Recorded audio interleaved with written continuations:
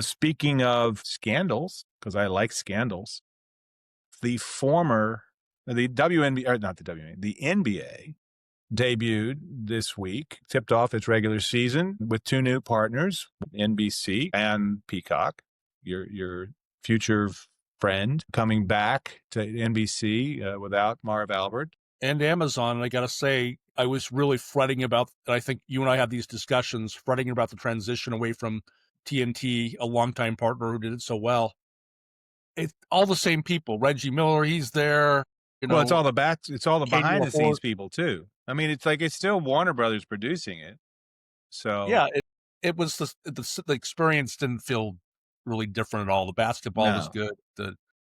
And the basketball was good. Everything was fine. Yeah. And then you're talking about inside the NBA, which has been on the 40-year run with Turner and TNT and is still being produced by them, still features the big four out front and the very quick and funny support crew that a lot of people that make that show, and they were running it on ESPN. But of course, they're just piping it through. It's not that different than running a Warner Brothers show on Apple TV or Apple TV Plus. No matter the way Apple talks about it, it's kind of the same thing. So NBCU Peacock debut, the season doubleheader, Oklahoma City beating, I think it was Dallas, and the Lakers losing to Golden State. And they do double overtime, by the way, for Oklahoma City Thunder against a suddenly fairly impressive looking Dallas team, but a good game, a very good game. So, OKC got their rings, and the and here's the other thing, Dan, they got their rings.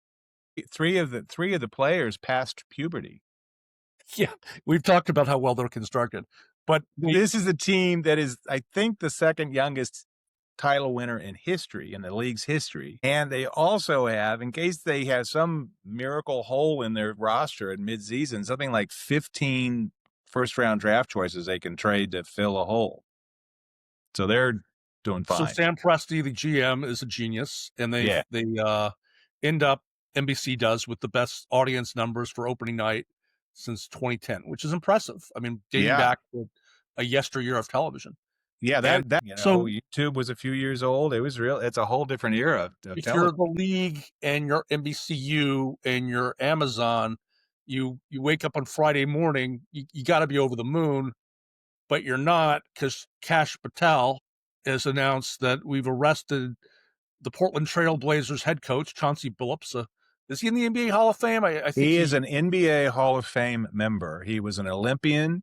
He had a long and terrific career, was highly respected, and the head coach was the Portland Trail Blazers. For sure.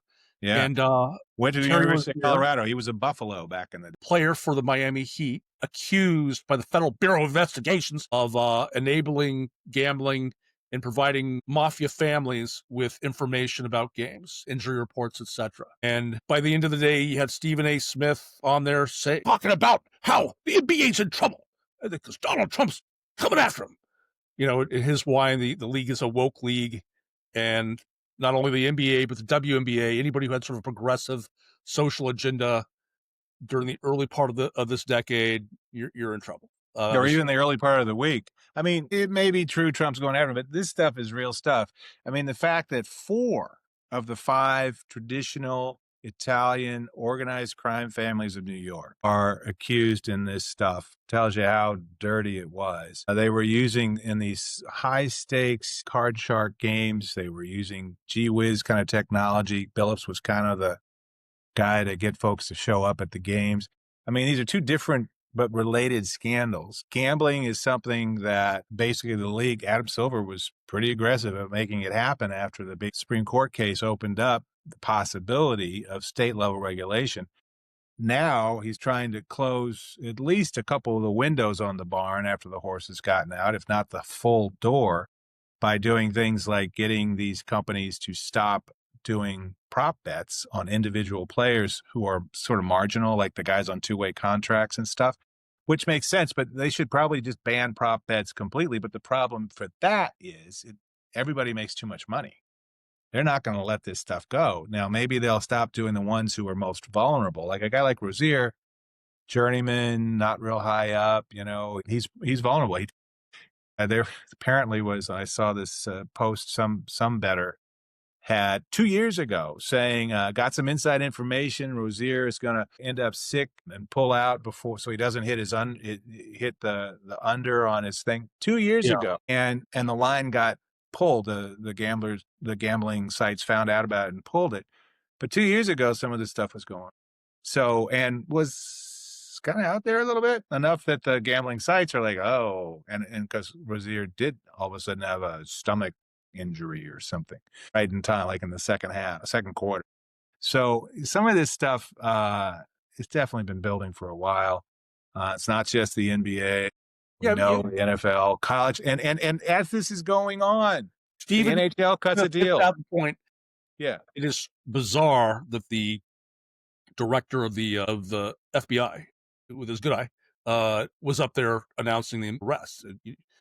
How often do you see that? I mean, it kind of Well, it's a really high profile thing. There's no way they're going to miss that one. I mean, I'm not going to get. This is a high profile deal. The NBA mob families affecting betting that could affect millions of bettors. I mean, this is not just well. some Also white raining on collar the league's crime. parade, you had Colin Cowherd, a radio host, former ESPN guy of some influence, saying, he was remarking on Michael Jordan's inclusion on the NBC on air team. Get some new stars. Stop promoting LeBron and Steph Curry and Kevin Durant and move on to your new stars. The problem with that is, Shy at Oklahoma City, Luka Doncic, uh, It's Nikola Jokic. Shea, not Shy. He's not shy at all. Shea, No, Shea no, Gilgeous no. Alexander. You shouldn't be shy with the Rock when you have his talents. Not at all.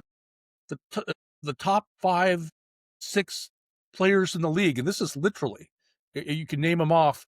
These guys were born in either Europe or Canada, and Yeah. And more importantly, not only were they born somewhere besides the United States, which could be a problem in America firsters, uh, they don't remember when Michael Jordan played basketball. They he's weren't 62 years old. born. Exactly. They were not born when Michael's just a little younger than I am, like in a matter of months. And these players, they had a little thing actually to its credit on NBC in the pregame. They had a little thing talking. It's like I didn't see him play. I wasn't born till 3 years later. It's like, okay, so let's get that guy up and have him say really meaningful things about basketball because he was always that, you know.